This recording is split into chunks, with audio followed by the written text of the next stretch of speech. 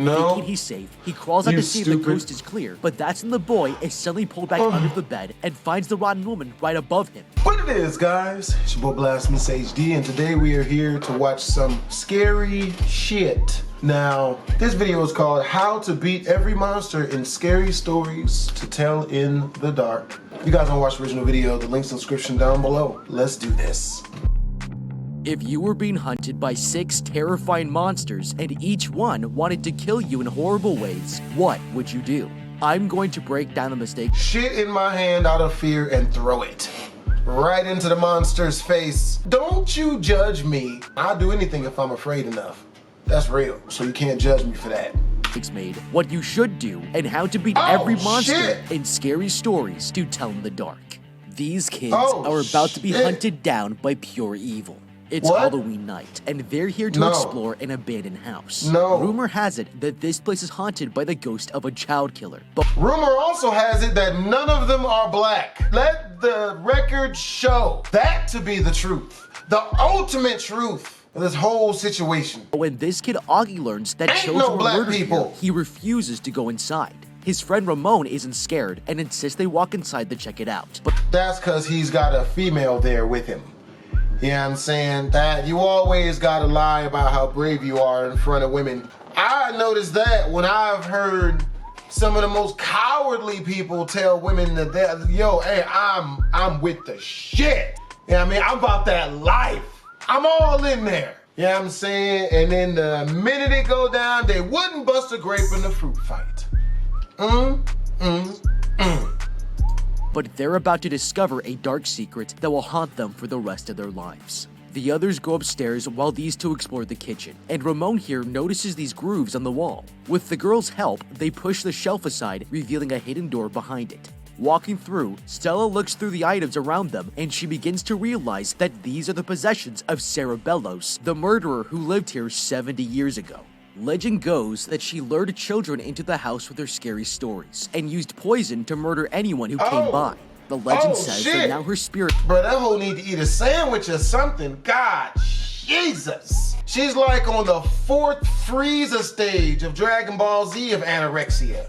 If anorexia had different transformations like Zarbon or Frieza in Dragon Ball Z, then she would be on the highest stage of that, respectably. You know? It haunts this place, and if someone comes here at night asking Sarah to tell them a story, it will be the last one they ever hear. Shit, that bitch ashy nothing as about shit. this is a good idea. If you ever have a friend that pressures you to break into a haunted house on Halloween night, you should tell him to go f himself. That's real talk. Yep, damn that. And if they try to say you're scared, then offer them the fade, because if they decline, then they scared and need to go to church. Which is what I heard recently off of a T-Pain album, Epiphany, that I like to listen to a lot. That's where I got that from.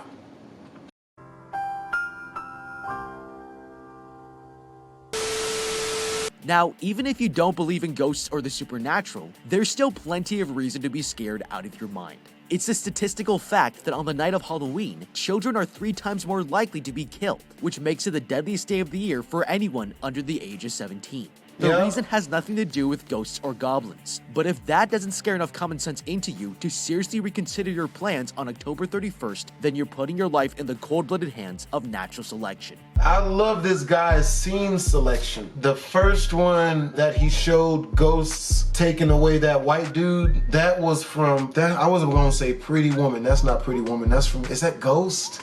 With Patrick Swayze and Demi Moore? Yeah, but this one's from a Scary Movie. Like, great scene selection, I love it. These kids are going to realize that visiting this haunted house was their worst mistake, which is exactly how I feel when I'm at the bank. And that's why this video's sponsor, Current, is giving away $5,000 to you for signing up to their app. 5 bands? So you don't ever have to feel that way again. Guys, Current, if you don't know already, is the future of banking. No hidden fees, no hidden anything, no bull. It's so easy to use. Bullshit. While the other kids are exploring the second floor, and Charlie here gets it. I bet y'all $5. Y'all can't think of the song I'm listening to in my head in the comment section down below. I'll give you a clue. Womp, womp.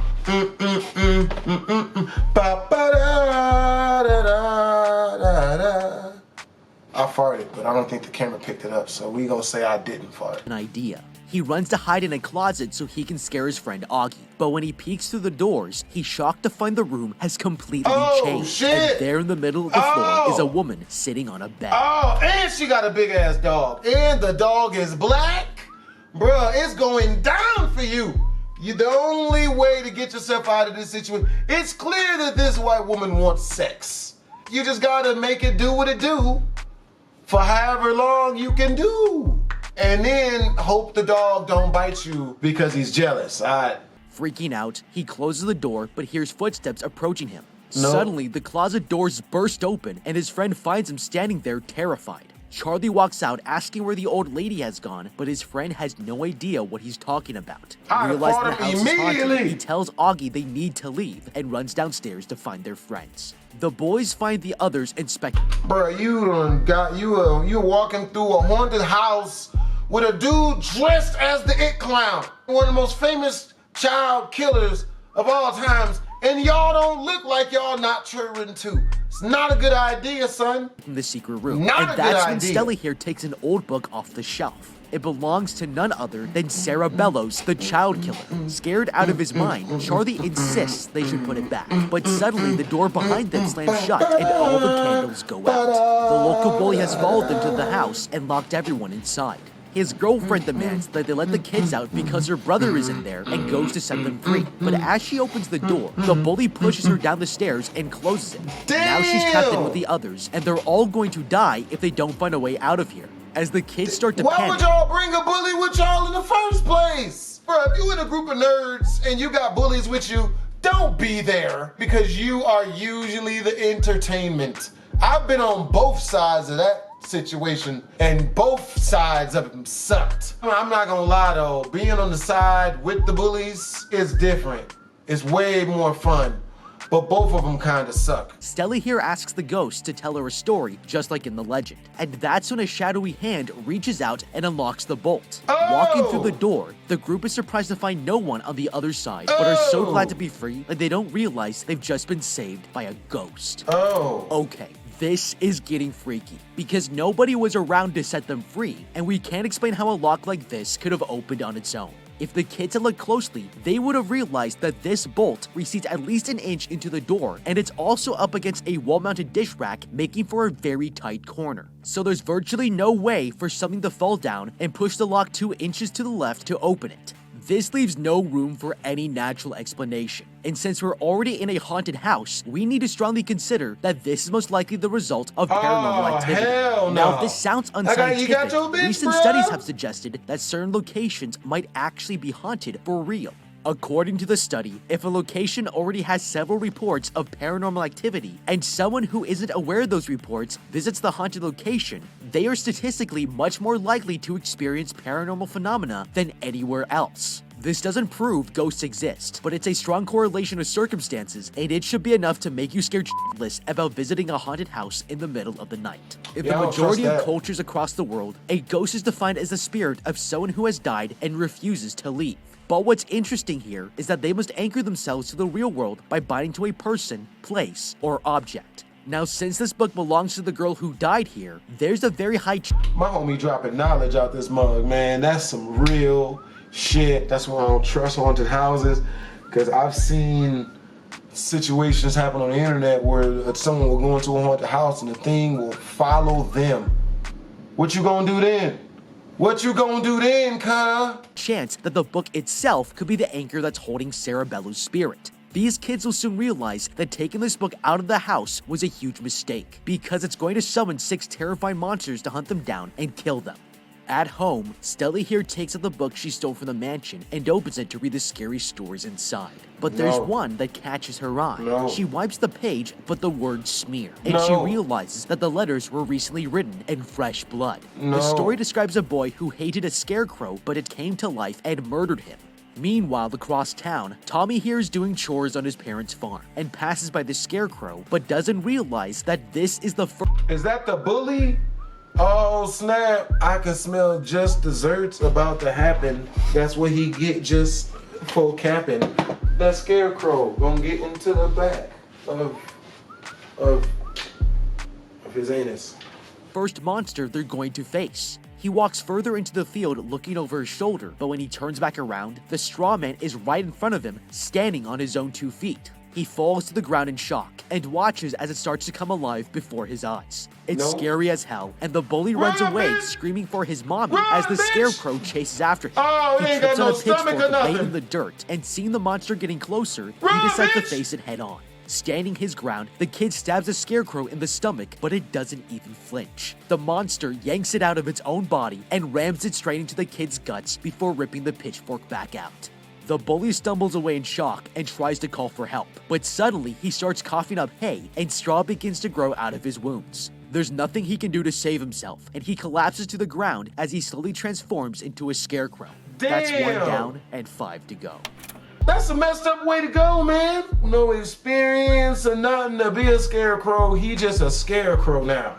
They ain't even let him enroll in like an internship program to try it out for a few months first to see if he liked the job. He just a scarecrow immediately. That's racism at its best. Okay, this death could have easily been avoided if he hadn't made one critical mistake. First of all, trying to fight a scarecrow monster? It's not even a real people, bruh. What you gonna stab? Scarecrow has been possessed by something supernatural, so there's no logical reason to think that we can kill it the same way we would kill a human. This thing is made out of wood and hay, so stabbing him in the stomach with a pitchfork is an incredibly stupid thing to do here. Now, we still have to stop it because if we just run away, he might follow us into the house and kill everyone inside. The best chance we have of surviving is to knock it over to limit its movements, and from there, it's a much weaker threat that we can overpower. Based on the physical structure of this scarecrow, there's no way it would be able to maneuver itself into a standing position, and with one simple push, Tommy could have defeated the scarecrow with his eyes closed. From there, I would drag it out of the field and set him on fire. Set everything the on scarecrow's fire. spine is a single column of wood, so he can't even arch his back without breaking himself in half. If Tommy here had taken a moment to consider the physical limitations of his enemy, he would still be alive. The next day, the girl shows her friends the story about the scarecrow, and she thinks it's connected to Tommy, the bully who went missing last night. Charlie here believes she might be right, and tells them all about the woman he saw in the haunted house, but their friend thinks they're getting carried away with ghost stories. Wanting to prove him wrong, Stella and Ramon go to the cornfield where the bully disappeared, and they realize that the scarecrow is now wearing the same clothes as the missing kid. The girl thinks, and robbed his ass. That scarecrow is from the street. You work for me now. You a whole scarecrow now. But run me that jacket. That shit look nice on my hay, cuh. Run that shit, bitch. And that's what you tell them. I've made people break themselves. I've made people break themselves. Not a bunch of people. It's when I went to the all-white schools. When I was younger, I was in high school. And sometimes they would be disrespectful. And I wouldn't hit them. I wouldn't get violent. I'd just be like, oh, word? Let me get your lunch. And then the dude would be like, wait, no, but this is my, no. Let me get your lunch. That's my lunch now. That's what's up.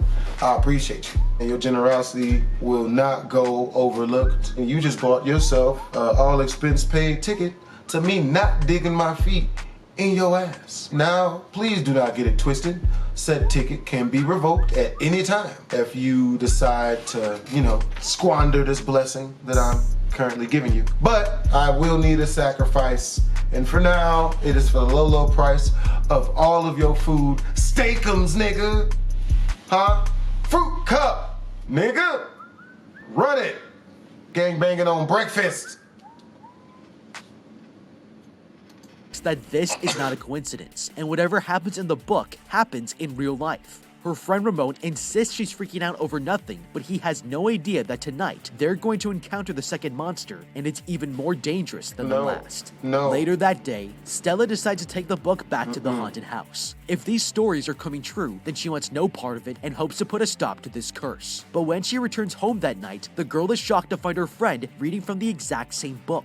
Somehow, it's returned back to her room, and the boy found it laying on the desk. Confused, she opens up the pages and sees a new story appear called The Big Toe. As words begin to write themselves. Oh, nigga, I know about The Big Toe. No, I mean, not like that. I do have an Only Toes account, but it's not even for feet nudes. It's the big knot. I don't mean my big toe as in pay for it, and I'll make sure it's undressed and with no clothes.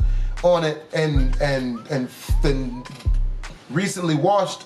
Maybe $30 a picture for the feet nudes. By the way, link in the description down below. Go to my Only Toes. But yo, I know about the big toe, man. That sucks. You gotta eat feet for this one. Suck toe, and it's going down. Into the book.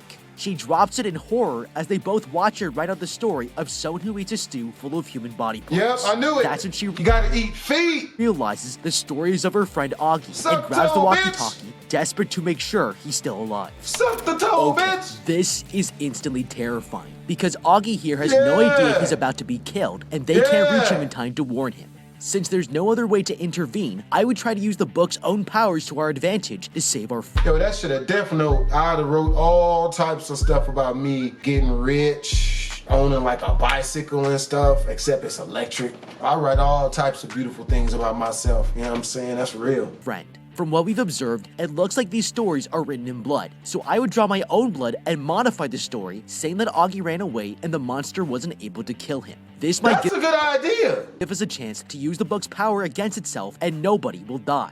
Now, if it doesn't work, then we'll have one less friend and that's sad. But on the bright side, we won't have to send as many Christmas cards at the end of the year. If it does work, however, then this gives us the superpower of a death note, but with pure creative freedom to make anything we could ever want. For example, we could write our own story about a monster that killed other monsters to protect us, but we also might be able to write a message to the ghost of Sarah Bellows and try to communicate with her. Since she's made it clear that we can't get rid of the book and we're stuck with it, then we need to convince her that we are willing to work with her. If Sarah doesn't consider us to be a threat, then our lives will be spared and we'll be able to enjoy the powers of the book with a lot fewer consequences. At the end of the day, it's better to be the devil's advocate than to be the devil's plaything, and I'm prepared to do just about anything if I think it has a chance of saving me and my friends' lives. Across town, Augie here is starving and opens his fridge to find a huge pot of stew waiting for him. He's about to dig into his last meal when the connection on the walkie-talkie finally comes through and he answers it. His friends warn him that his name just appeared in the book and it's writing out a death story tailor-made for him, but he thinks it's just a dumb prank.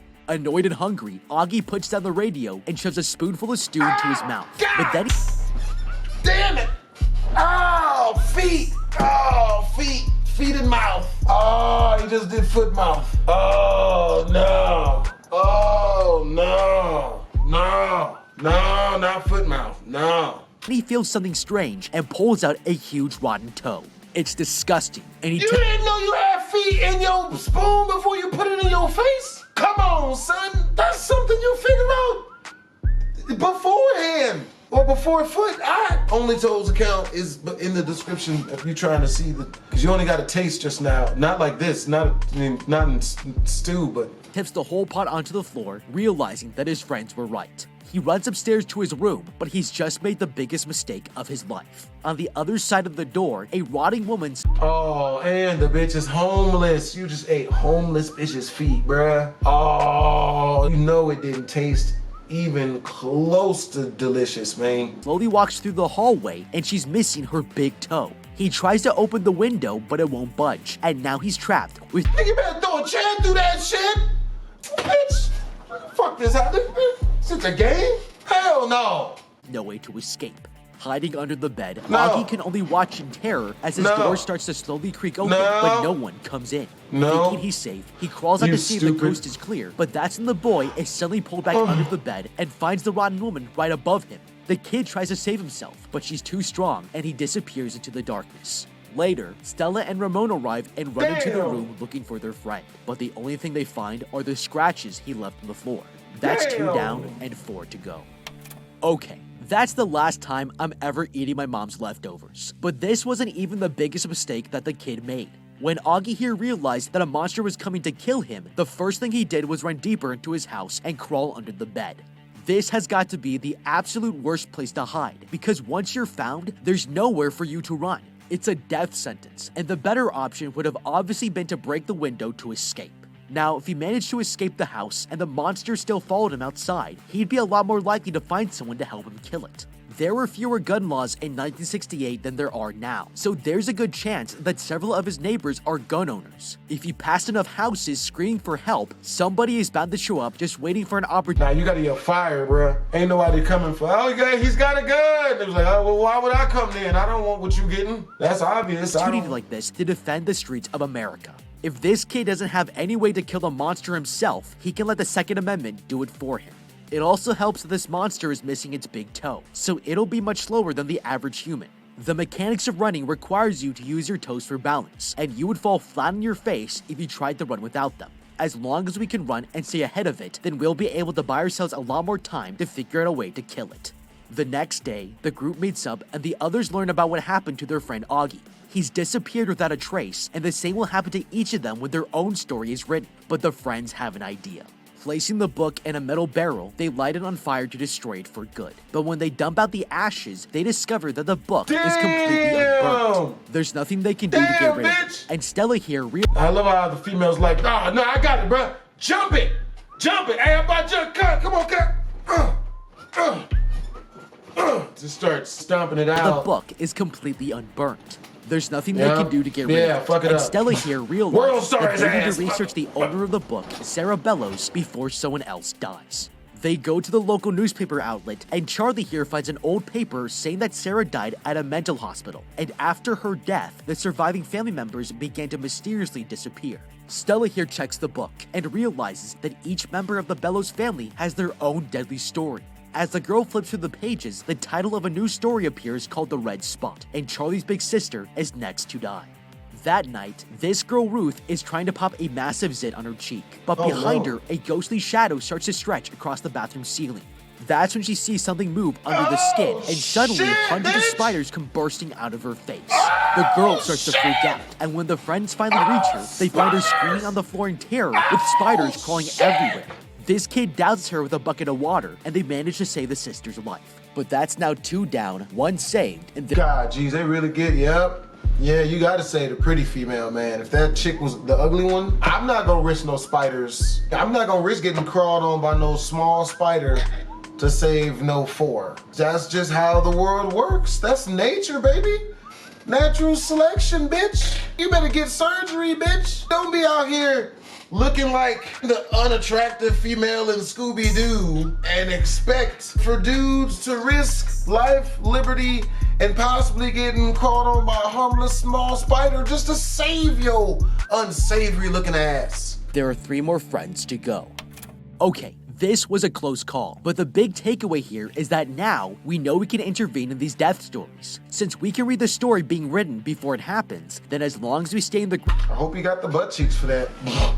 group, we will have several minutes in advance to plan for whatever monster is coming next. If you don't stay in the group, then you won't know how you'll die, and nobody will be able to help you fight it off or run away, so splitting up at any point before your story is written is going to be a huge risk. Now, this isn't the only help that we can get to guarantee our safety. Taking the book to the police is definitely the right move here. Dude, tell me why I was like, oh shit, nigga, they got Morgan Freeman in this. I think you are a prime suspect in 2 separate murder cases, because there's literally a record of the murders in this book written in blood. But that's actually not a bad thing.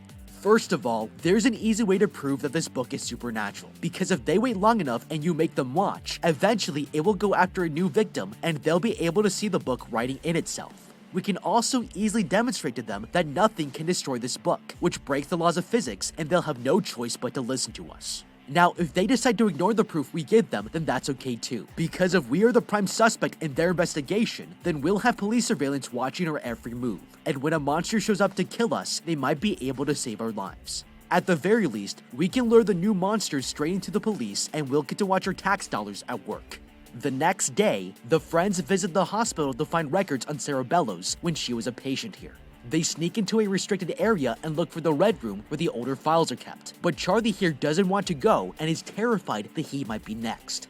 The girl tells him to wait while they go looking, but he decides to take the elevator to get out while he still can and leaves the others behind. Meanwhile, this nigga's stupid, bruh. Don't you know the rules of scary stuff going down? Never split up. That way, best case scenario, You're with your friends when the monster shows up and one of them get eaten instead, or even better, all y'all die together. Because the last thing you want when it's going down is to die by yourself without taking a loved one with you.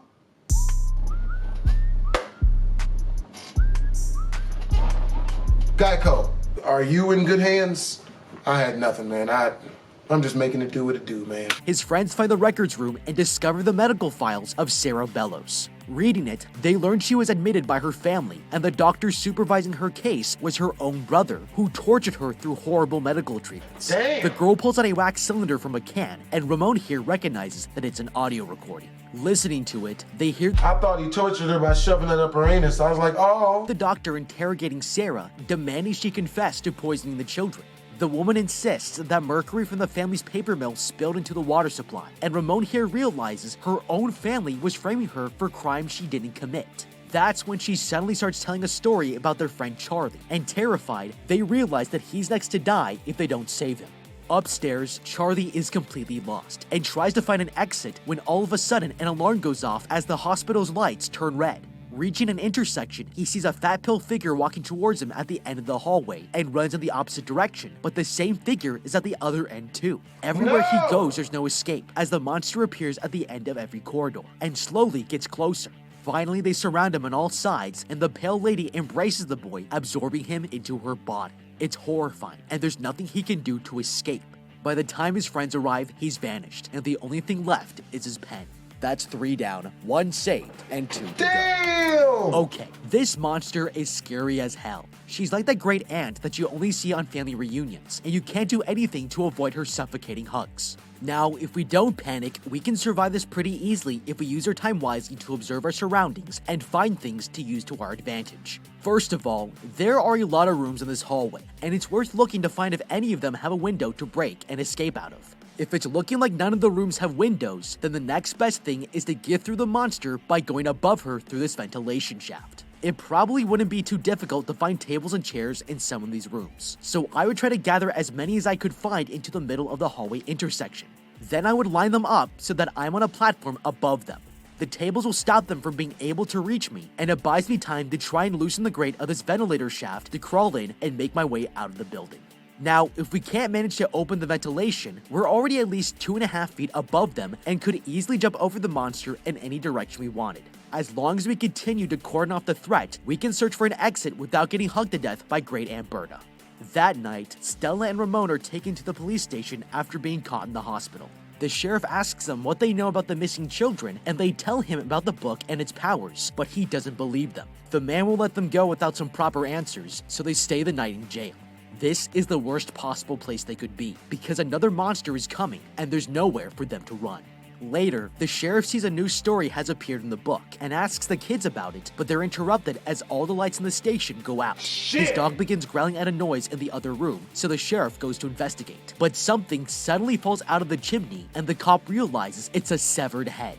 The head starts to move, and the sheriff immediately shoots at it until he's all out of ammo, but more severed body parts start falling from the chimney, assembling themselves into a disgusting rotten corpse. The monster snaps the sheriff's neck and throws his body into the jail bars before crawling through the holding room to find the kids. He tries pushing himself through the bars of Ramon's cell, but the girl grabs the keys from the sheriff's belt and runs over to help set both of them free before the monster can get inside. They leave the station and find a squad car to escape with, but that's when the boy tells Stella to go to the haunted house without him. He suggests that she talks to the ghost so she can finally end this curse while he draws off the monster, and she agrees to the plan. Splitting up from his friend, the boy drives off in the squad car as the creature chases after him. Suddenly, the monster lands on the hood of the vehicle and tries to break into the car. That shit crawling forwards and backwards at the same time! Ramon here rams the creature into a semi-truck and traps it between the hood before running away to the haunted house. But he's still in danger. Breaking apart, the monster escapes the vehicles and reassembles itself to continue hunting the boy down. Okay, this is easily the deadliest monster so far, but it's not just because they were locked in jail with nowhere to go. First of all, these kids could have done a much better job of convincing the cop that this book is supernatural. All they would have needed to do was try destroying the book in front of him, and the cop would have seen that it was impossible. This is enough proof that something strange is going on, but he didn't realize this until it was too late. This cop emptied his gun straight into the monster's head and it didn't even flinch. That means this creature can't be killed through brute force, and we need to outthink it in order to survive. He's also the first monster that runs faster than a human, so even if we manage to break out of jail, we still can't outrun it, and that seriously limits our options. We're going to need to beat this monster right here in the police station if we want any chance to survive, so we need to first consider its physical limitations and try using them against it. Now, this monster's greatest strength is also its greatest weakness. This creature can detach its body parts, which is really badass. But if that's how it was put together, then it's probably going to be a lot more vulnerable around those connecting points. This gives us a way to limit its ability to harm or chase us down. If it were me, instead of trying to escape, I would wait until he's trapped between the bars and have Stella try to steal one of its limbs while I try to tear off its head from its body. If we manage to separate its limbs and head and then run away with them, then it won't be able to run and chase us, and his corpse won't be able to see where it's going. Then, we can take the stolen body parts out to the middle of the nearest lake, tie them to a brick, and watch them sink to the bottom. The monster will be so preoccupied with finding and retrieving his missing body parts that we'll have plenty of time to escape and solve the mystery of the storybook before he ever finds us again. Reaching the haunted house, Stella here begs Sarah Bella's ghost to stop killing her friends, explaining that they now know she was framed and never committed any crimes. That's when she hears footsteps walking upstairs, and all of a sudden she finds herself transported to the past years before the house was ever abandoned. No. Moments later, Ramon here arrives at the mansion searching for his friend, when he finds the girl's book at the bottom of the stairs, and sees a new story being written for Stella. Suddenly, he hears noises outside and realizes the monster has caught up to him. He runs upstairs and finds a room to hide in, shutting the door behind him as the monster chases him out the stairwell. In the past, Stella hears a man calling out for Sarah Bellows. Afraid, she runs upstairs and shuts herself inside of a room to hide. But that's when the girl catches her reflection in the mirror. She walks up to take a closer look and realizes that she looks exactly like Sarah, the owner of the storybook. Freaking out, she runs out the door and through the hallway until she finds the dining room. With nowhere left to go, she hides under the table hoping no one will find her, but that's when everything goes wrong. She stays as quiet as she can, but the Bellows family finds her and drags her out of hiding. They carry her through the house and back into the secret room where Sarah, the owner of the storybook, was kept prisoner. Meanwhile, in the present, Ramon here looks around for an exit and falls all the way to the ground level, spraining his ankle in the process. Suddenly, a voice screams out from the secret room, and he limps over to rescue his friend. But that's when he sees something above him and finds the monster hanging from the ceiling. The creature corners him against the floor and is about to finish him off, but Stella is about to save everyone's life. That's when the girl senses something is in the room and finally sees the ghost of Sarah Bellows sitting in the chair across from her. This time, Stella isn't afraid and tells the ghost that if she kills her and her friends, then she's no better than how her own family treated her. Stella promises to tell the truth about Sarah to the world, and the spirit offers a pen to write the truth into the book. Stella writes the ghost's true story with her own blood, and the ghost suddenly lets out a terrifying scream. Sarah Bellows has finally let go of her anger and lifts the curse. Suddenly, the monster releases Ramon and falls to pieces on the floor. He limps towards the secret room and opens the door to find Stella and the last two survivors embrace each other in relief, thankful to still be alive. But what do you think? How would you beat scary stories to tell in the dark? I think that dude is a great narrator and editor. All of this was well done. I loved every single second of it. But yo, hope you guys enjoyed the video. If you did, make sure to comment, like, and or subscribe. Twizzlers.